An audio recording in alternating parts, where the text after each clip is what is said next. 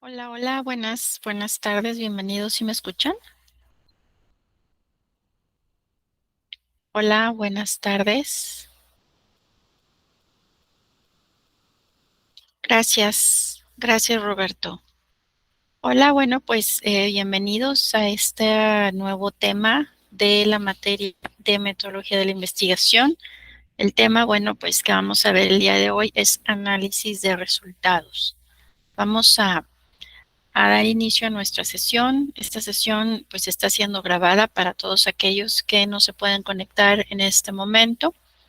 Y bueno, pues el día de mañana se estará compartiendo por medio de la plataforma, así como también, bueno, pues este material que viene siendo la presentación lo podrán ustedes también descargar de la plataforma, aquel que quiera verlo. La agenda del día de hoy, bueno, pues vamos a ver una pequeña introducción en relación a este tema, explicar propiamente los temas, ver qué actividad en la parte de seguimiento académico, qué actividad es la que se espera ustedes estén desarrollando en esta semana. Y bueno, pues en la presentación encontrarán la bibliografía que se utilizó para el desarrollo de este material. Muy bien. En cuanto a lo que es bueno, este tema que vamos a ver, que es análisis de resultados, ya hasta lo que fue la semana pasada que vimos el tema del registro propiamente de la información, conocer pues lo que vienen siendo las fichas de trabajo, las fichas bibliográficas. De cierta manera, con este tipo de herramientas, pues fuimos recabando toda esa información que se necesita para poder pues justificar y elaborar de cierta forma nuestro marco teórico. Asimismo, también poder investigar, ¿verdad? Pues en fuentes documentales, en el caso que hayamos realizado pues una investigación de este tipo. Una vez que tengamos toda esta colección de datos, de información, pues es necesario, ¿verdad?, realizar ahora lo que es ese análisis. El análisis de todo este tipo de información, el análisis de qué fue lo que pudimos obtener quizás, ¿verdad? Para bien de poder entonces llegar a la siguiente fase que sería pues las conclusiones, que ese bueno pues sería el siguiente tema, ¿verdad? Que estaríamos viendo, que es la elaboración de las conclusiones. Y bueno, pues ya estaríamos dando de cierta manera pues forma a nuestro proyecto de investigación.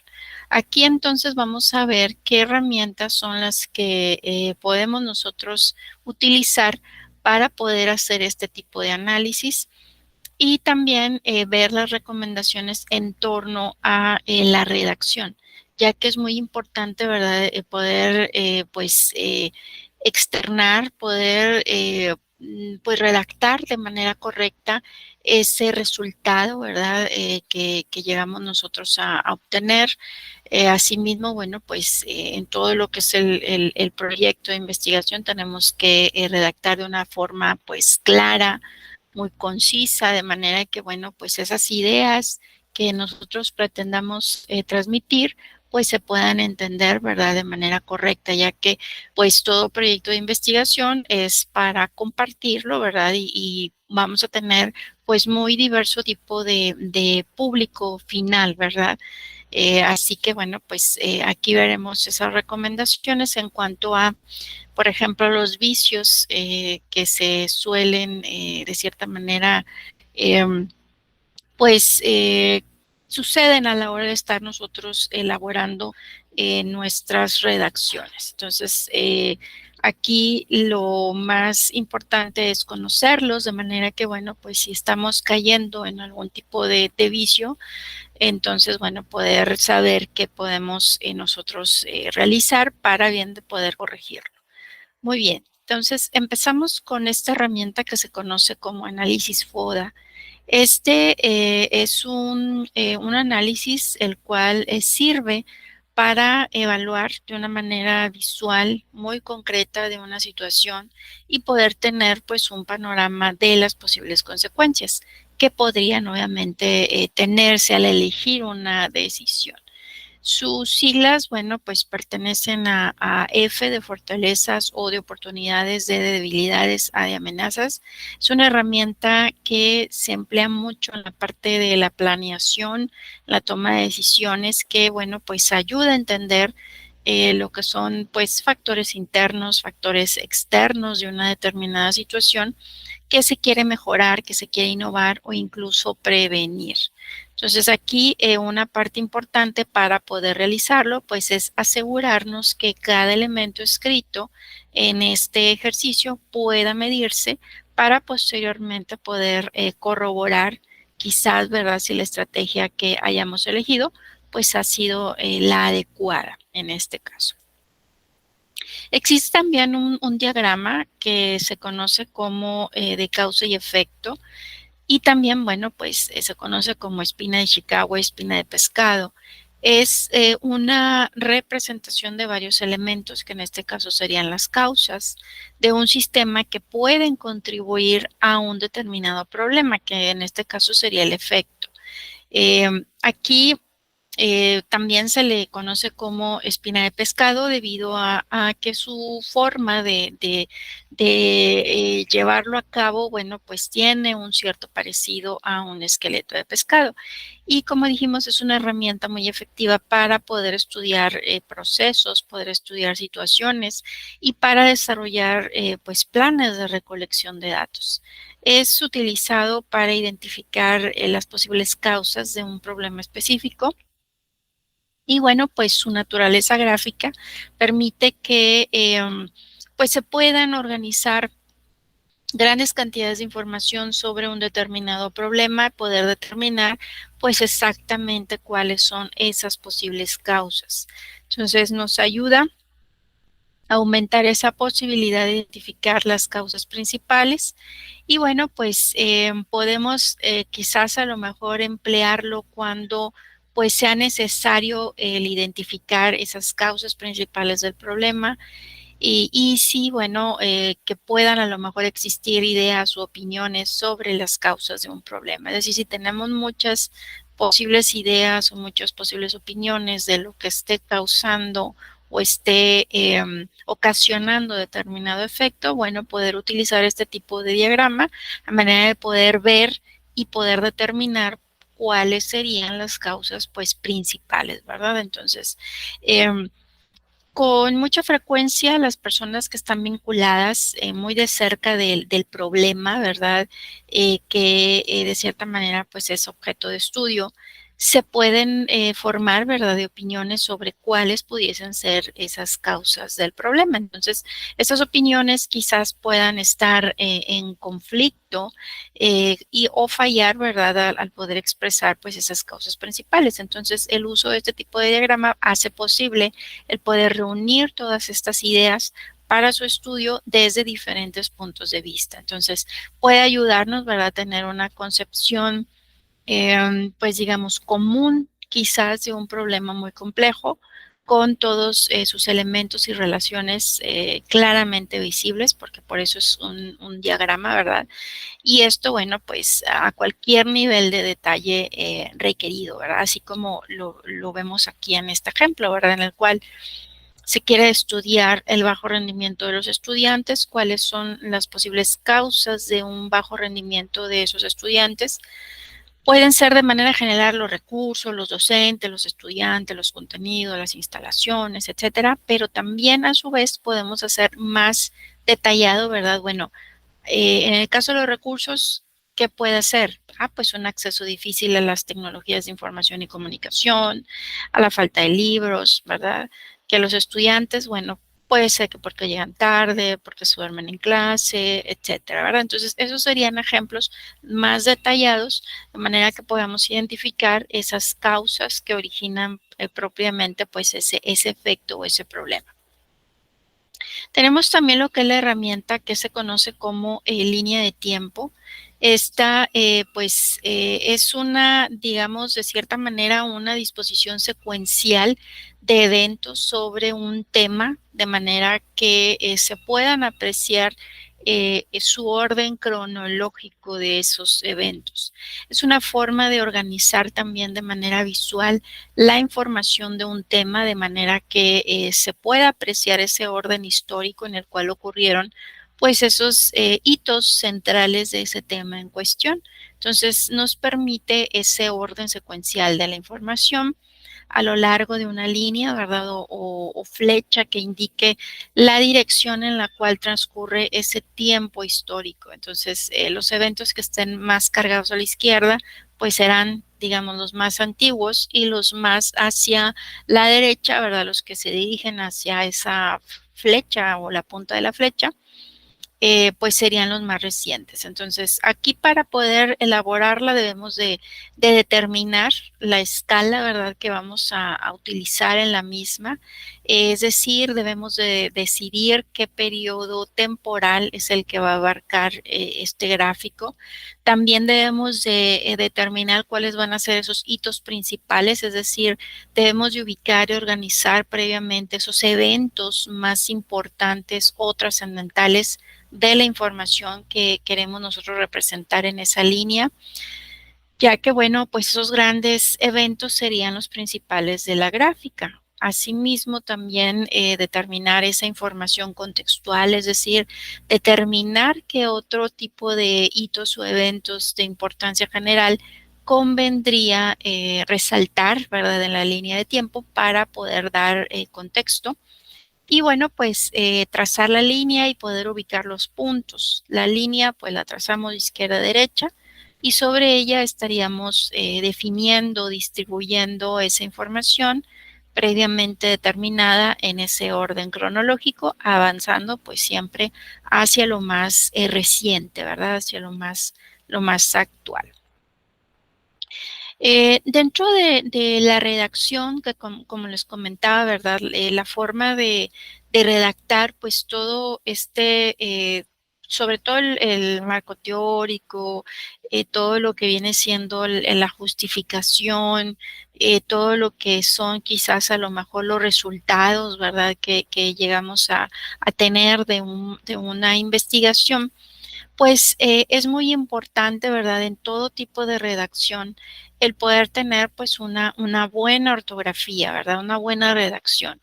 Recordemos que la ortografía pues es ese conjunto de reglas que se establecen y que establecen cuál es la manera correcta de representar pues todos esos sonidos, todos esos fonemas de una lengua por medio de las letras. Entonces, dentro de la redacción debemos de evitar los siguientes vicios que tenemos aquí, por ejemplo, el que se conoce como barbarismo, cacofonía, anfibología, solecismo, cosismo, queísmo.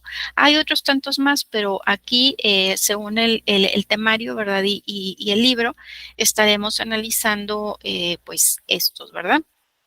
En el caso, por ejemplo, del barbarismo, va a ser, pues, todo aquellos errores o incorrecciones al pronunciar o al escribir una palabra, una frase, o al utilizar ciertos vocablos extranjeros no incorporados aún, pues, al propio idioma, ¿verdad? Entonces, se trata de ese tipo de error lingüístico que suele ser, pues, muy común en el habla coloquial y popular, pero que bueno, desde el punto de vista de la norma de la lengua se considera pues una señal de falta de cultura o de educación. Y aquí como lo vemos en este esquema, ¿verdad? Podemos ver que existe el barbarismo fonético, el ortográfico y el extranjerismo. En el caso del fonético, bueno, pues aquí es ese error que se produce al agregar, al omitir, al alterar las letras de una palabra.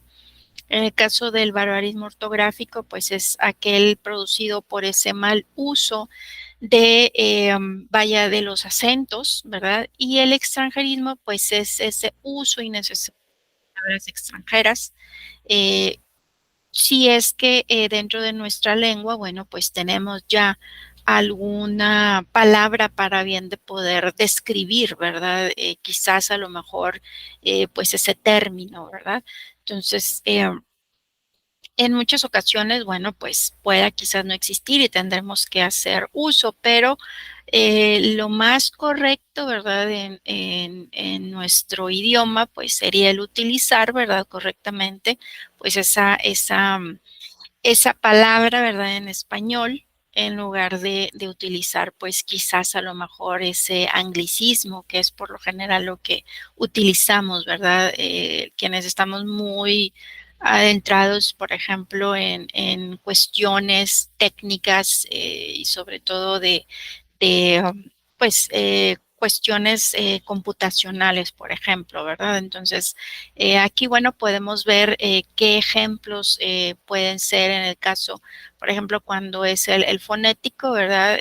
Cómo es que debemos escribir, como vienen aquí los ejemplos, ¿verdad? En lugar de decir eh, nadie es, lo correcto es decir nadie, ¿verdad? O poner pues mal el acento, ¿verdad? En las palabras donde debe de ser. Y bueno, pues lo que vienen siendo los anglicismos que normalmente utilizamos, por ejemplo, cuando hablamos de los teléfonos inteligentes, los smartphones, ¿verdad? Entonces, eso sería este tipo de vicio el cual debemos de evitar. Tenemos también otro que se conoce como cacofonía. La cacofonía se define como un sonido desagradable para el oído que se presenta por esa repetición innecesaria, recurrente o cerca de fonemas en una misma frase o por la combinación pues inadecuada de los diferentes componentes de una oración, los cuales pues de cierta manera carecen de armonía. Por ejemplo, aquí vemos algunos enunciados en donde se aprecia, ¿verdad? Este vicio. Ejemplo puede ser este que dice Jorge se cayó, yo lo vi, en lugar de decir Jorge se cayó, lo vi. Si se fijan, está muy pegado, ¿verdad? Una palabra de otra, por lo cual se hace como que muy repetitivo, ¿verdad? También otro ejemplo sería en la foto parece que aparece un fantasma, en lugar de decir en la foto al parecer hay un fantasma. Si se fijan, es una repetición, ¿verdad? Entonces, eso también es un vicio que debemos de evitar. Tenemos también otro que se conoce como anfibología. Este se define pues aquello que se presenta para más de una interpretación, o sea, algo que se vuelve muy ambiguo en su significado. Vemos aquí ejemplos que nos dicen en estas frases, ventilador de techo eléctrico. ¿Qué es eléctrico, el ventilador o el techo? ¿Sí me explico? O sea, ahí no se entiende, ¿verdad? O esta otra frase que dice, calcetines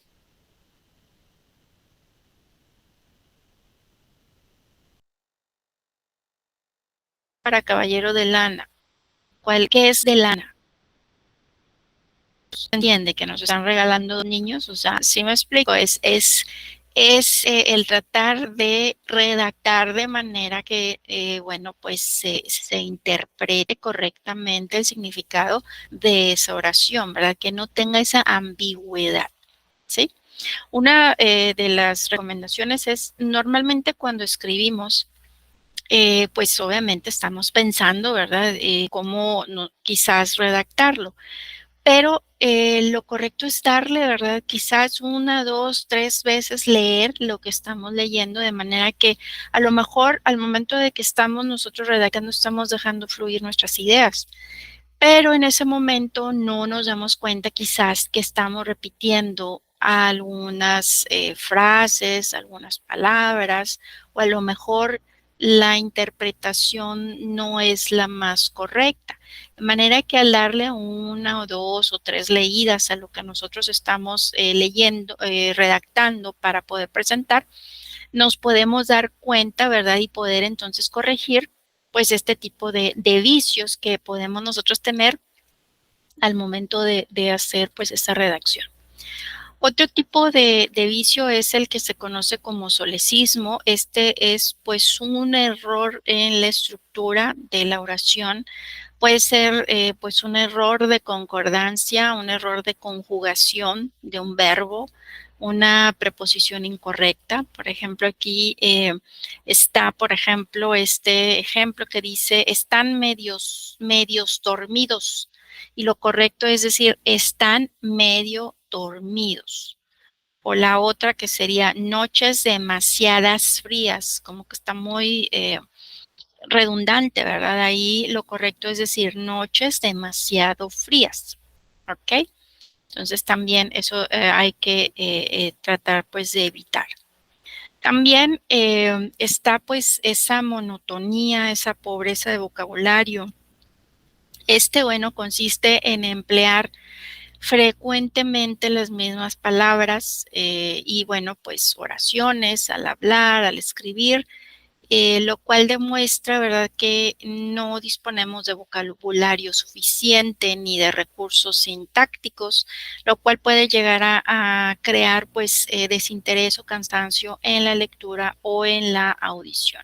Entonces, aquí para corregir, la solución más adecuada, pues, es dedicar más tiempo a la lectura, a leer temas muy variados, ya que esto puede ayudar a enriquecer nuestro vocabulario y nos permite conocer nuevas palabras y sus significados, ¿verdad?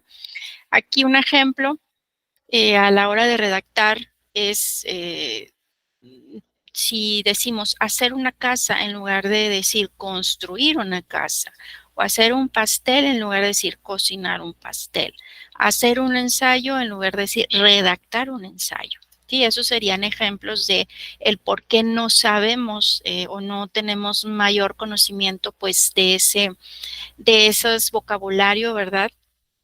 Que nos puede ayudar a poder tener pues una mejor redacción pues de todo, ¿verdad? Los materiales que vamos a estar en este caso trabajando. El cosismo también, es un uso abusivo de la palabra cosa, tanto en el ámbito verbal como en el escrito. Y esto es cuando en lugar de decir el nombre de la persona o de pues del artículo al cual nosotros queremos hacer referencia, simplemente utilizamos esa palabra cosa. Ejemplos, aquí como vemos en pantalla, está el enunciado, la religión es cosa tuya. En lugar de decir la religión es problema tuyo. O decir, la cosa es que tiene que ir, en lugar de decir el asunto es que tiene que ir. Así es que, así es como se emplea pues este uso abusivo, ¿verdad? De esta palabra. También es algo que debemos de evitar. Y por último tenemos el queísmo. Este consiste en ese uso incorrecto de la conjunción que y es la omisión de la preposición que obviamente pues sería la más adecuada utilizando de qué. Ejemplo incorrecto pues es este ejemplo que vemos en pantalla. Me di cuenta que había olvidado el dinero cuando lo correcto sería decir me di cuenta de que había olvidado el dinero.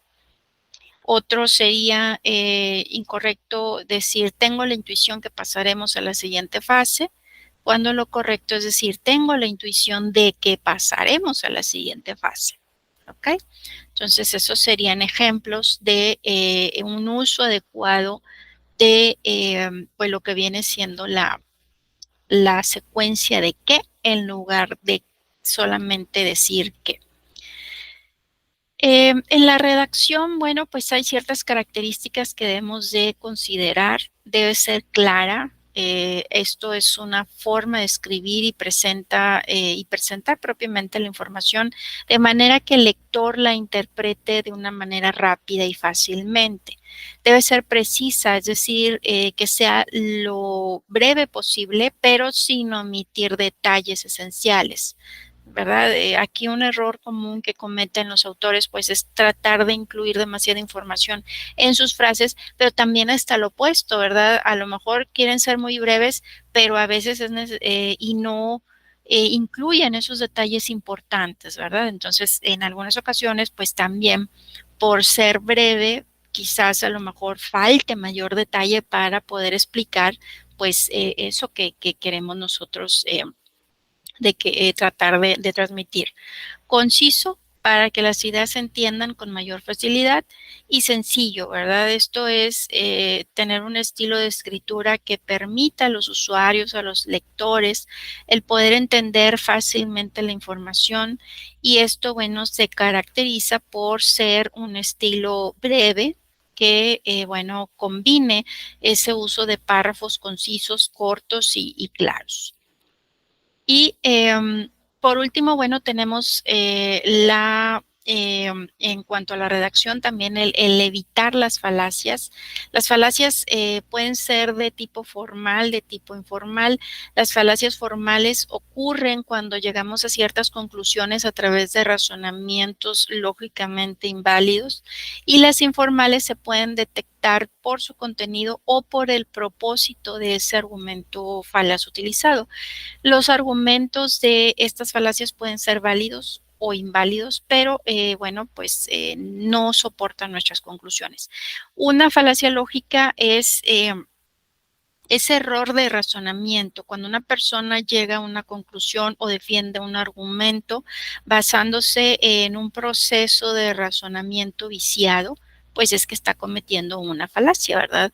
Un argumento puede ser falaz por razones estructurales, puede ser por fallas en su construcción lógica o por un sinnúmero de otras razones y las falacias que solemos llamar argumentales, por lo general lo son a causas de razones que pues no derivan estrictamente de su estructura lógica. Por ejemplo, las falacias que son de tipo afirmación de consecuente es cuando, por ejemplo, a veces decimos, si un evento A eh, ocurre y en base a ese evento sucede un evento B, por lo tanto, por ejemplo, ese evento B sucederá siempre que ocurra el evento A, por ejemplo. Esto es, aquí se le conoce como, digamos, error inverso, el cual consiste en suponer que afirmando ese antecedente se puede afirmar el consecuente. Ejemplo, si nosotros dijéramos, si llueve, entonces la calle se moja. La calle, pues obviamente está mojada, por lo tanto, sí tiene que haber llovido. Eso no es esa es una falacia. ¿Por qué? Porque puede darse el caso, ¿verdad?, esta, de que la calle esté húmeda, pero no sea porque haya llovido, ¿verdad? Justamente, ¿verdad? Puede ser por un sinfín de eventos que pueda darse el caso, ¿verdad? De que esté mojada, ¿verdad? Y esto, pues obviamente debemos de tratar de evitarlo porque recordemos que a la hora de elaborar nuestras conclusiones, pues puede que caigamos en este tipo de falacias. También está, por ejemplo, la falacia de generalización apresurada. Esta también se denomina, digamos, de una muestra sesgada. Consiste en hacer una afirmación utilizando pues un tamaño de muestra demasiado pequeña para poder apoyar esa conclusión. Entonces, a veces es muy difícil hacer entender que es así. Entonces, eh, ejemplos de este tipo de error pudiese ser cuando nosotros podemos indicar, bueno, pues, no sé, un mexicano o un salvadoreño, ¿verdad? Me robó la cartera. Por lo tanto, concluyo, ¿verdad?, que todos los salvadoreños son ladrones. Pues no podemos hacerlo así, ¿verdad? O sea, estamos presentando sesgos en cuanto a lo que viene siendo esta conclusión. Por lo tanto, pues son también pues cuestiones, ¿verdad?, en cuanto a nuestra forma de analizar y también obviamente de redactar, en la cual, bueno, pues debemos de evitar esto. Vamos a ver este pequeño video en el cual vamos a ver un pequeño resumen de lo que conlleva ese análisis de resultados en una investigación y luego regresamos a nuestra dinámica para repasar estos conceptos que hemos visto. ¿Sale? Déjenme, les comparto aquí la pantalla.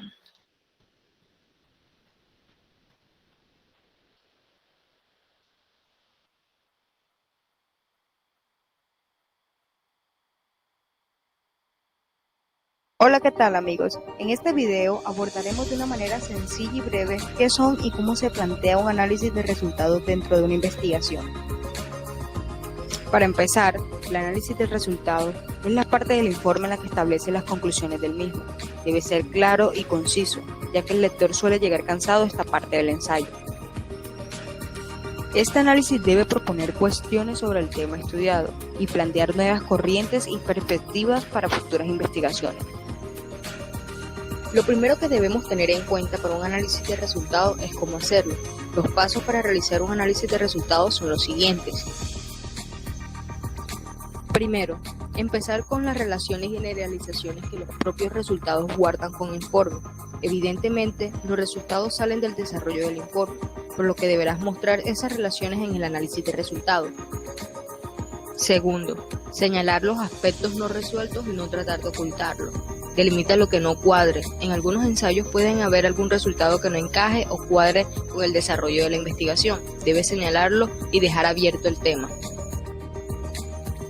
Tercero, mostrar las relaciones de tus resultados con trabajos anteriores publicados y también mostrar las nuevas conclusiones propias de tu ensayo. Cuarto, explicar cuáles son las bases teóricas de la investigación y las posibles aplicaciones prácticas que pueda tener, de dónde salen tus conclusiones y para qué sirven. Quinto, formular detalladamente y de forma clara las conclusiones. Sexto, dar recomendaciones o sugerencias si es necesario para facilitar la comprensión del informe.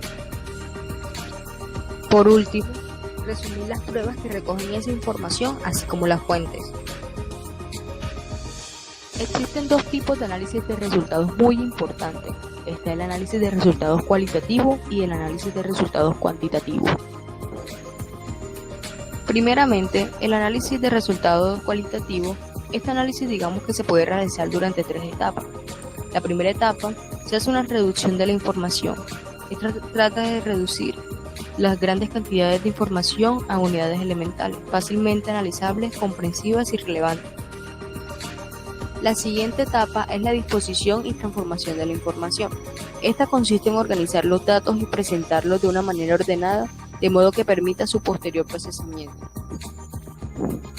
Finalmente, ya con los resultados obtenidos se debe interpretar la información. Esta lleva a conclusiones que pueden conducir a la creación y explicación de la generalización. Ahora miremos los pasos para realizar el análisis de resultados cuando se hace de manera cuantitativa. Primer paso, depurar los datos.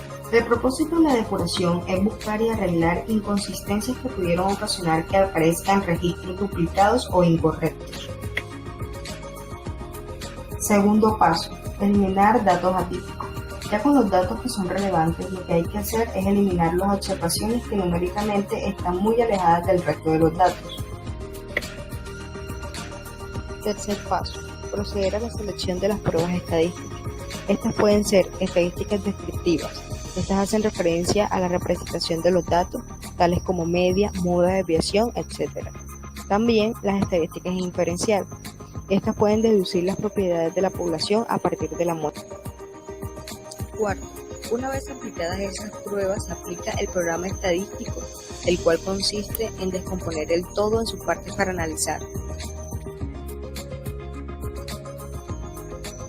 Finalmente, la interpretación de datos es ir más allá de lo que los datos reflejan. Bueno amigos, entonces ya saben hacer un análisis de resultados. Con esto ya terminamos el video. Los integrantes del grupo son Juliet Tolosa Moscote, Norby Durán Ustate, Maricristi Chinchilla y Leonardo Vergel Herrera. Los invito a suscribirse.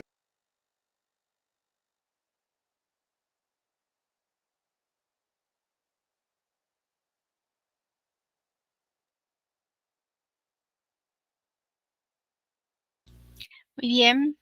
Bueno, pues vamos a ver si se pueden conectar aquí para hacer nuestro repaso. Recuerden que la página es kahoot.it y la clave de acceso 261-9051. Esta vez son poquitas preguntas, pero lo que vamos a definir no es opción múltiple. Vamos a definir si es verdadero, si es falso. Va a ser un poquito más rápido. Entonces, vamos a ver si pudimos pues comprender los conceptos que vimos el día de hoy en torno a este tema del análisis de la información. A ver, de los que estamos aquí conectados, vamos a ver si podemos conectarnos. Adriana, Brenda, Devani, Deyanira, Jessica, Lucero, Roberto, Rocío ya se conectó. Ok. Vamos a ver de los que están aquí. Lucero, muy bien. Gracias. Vamos a ver quién más se puede conectar. Uno más, si acaso. Brenda, muy bien.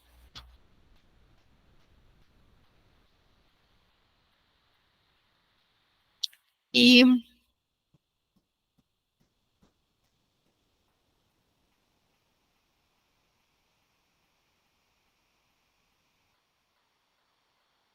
vamos a ver entonces, ahorita dando un minuto más para iniciamos con este repaso. Muy bien. Ya se llevó el minutito, vamos a dar inicio. Los que no se puedan conectar, recuerden que estamos participando también por medio del chat. Ok, recuerden que aquí hay que seleccionar. Sí, no te apures, Jessica. Hay que seleccionar la respuesta correcta y empezamos.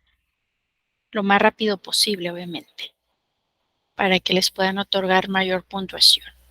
Entonces aquí nos dice nuestra primera pregunta, verdadero o falso. El análisis FODA sirve para evaluar de manera visual una situación y tener un panorama de las consecuencias. ¿Sí o no? El análisis FODA sirve para evaluar de manera visual una situación y tener un panorama de las consecuencias. Vamos a ver. Verdadero, así es. Muy bien, vamos a ver la siguiente. La siguiente nos dice, el diagrama de Ishikawa es una disposición secuencial de eventos sobre un tema. ¿Será cierto? Es una disposición secuencial de eventos sobre un tema.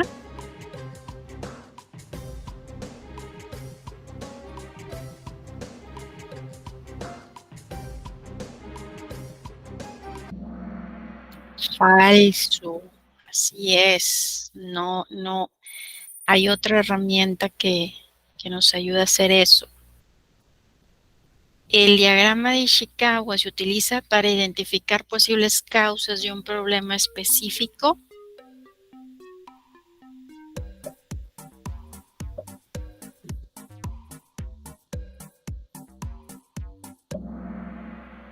Verdadero, así es. Muy bien.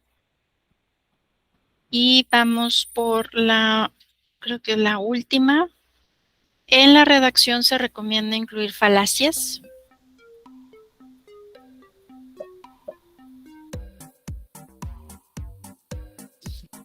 ¿Verdadero o falso? Falso, ¿verdad? De los vicios por ahí que debemos de evitar para realizar correctamente nuestra redacción. Muy bien, vamos a ver quién quedó. Lucero, perfecto. Brenda, Rocío, gracias.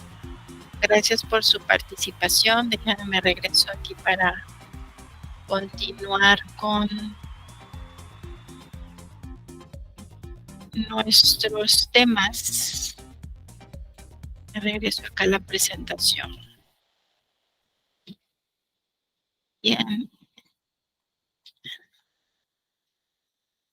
Y bueno, entonces vamos a ver qué actividad nos corresponde realizar en esta semana. En esta semana vamos a tener que realizar una infografía, ¿sí? En esta infografía, ¿qué vamos a poner? Pues vamos a poner este tema que acabamos de ver, ¿verdad? El análisis de resultados, la información que ustedes vayan a ver. De hecho, los conceptos más importantes que acabamos de ver, ¿sí? Es decir, ¿qué fue lo que vimos en esta presentación? Pues vimos las herramientas que podemos tener a la mano para poder realizar pues un correcto análisis de resultados. ¿Cuáles fueron esas tres herramientas? El análisis FODA, la espina de pescado y pues lo que viene siendo la línea de tiempo. Y también vimos los vicios que debemos de evitar. Hay que especificar, ¿verdad?, cuáles son cada uno de ellos, de manera que estos conceptos ustedes los integren en esta infografía. Para realizar la infografía pueden ustedes pues hacerla mediante PowerPoint, pueden hacerlo en Canva, pueden hacerlo en Geniali. Recuerden que Canva y Geniali pueden ustedes darse de alta con una cuenta gratuita, ¿verdad? Ahí ya vienen plantillas para realizar infografía. Solamente es buscar alguna plantilla para realizar una infografía y solamente, bueno, vaciar la información, obviamente resumida, acompañada de alguna imagen, ¿verdad?, relativa a, de manera que, bueno, con esto podamos nosotros resumir los conceptos más importantes, ¿verdad? Entonces, ahí la información ustedes la van a poder encontrar de la página 110 a la 117 del libro de metodología de la información.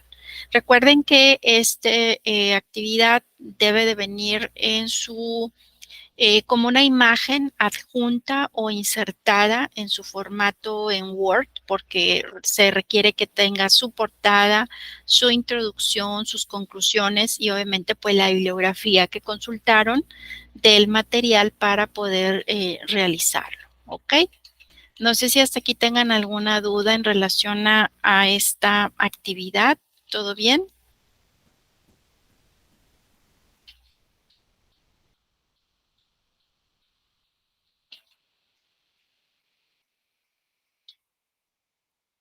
¿Todo bien? ¿Todo bien? Perfecto, muy bien. Ok. Bueno, pues por mi parte ha sido todo. Les agradezco mucho su asistencia a esta sesión. Y bueno, pues cualquier duda ya saben que pues estoy al pendiente de ustedes por medio de la plataforma, por medio del mensajero. Ustedes por ahí pueden pues redactar, ¿verdad?, la duda que tengan de manera que puedan entregar pues una actividad realizada correctamente. ¿Sale? Entonces, bueno, pues nos seguimos viendo en la plataforma. Hasta luego. Gracias. Gracias, maestra.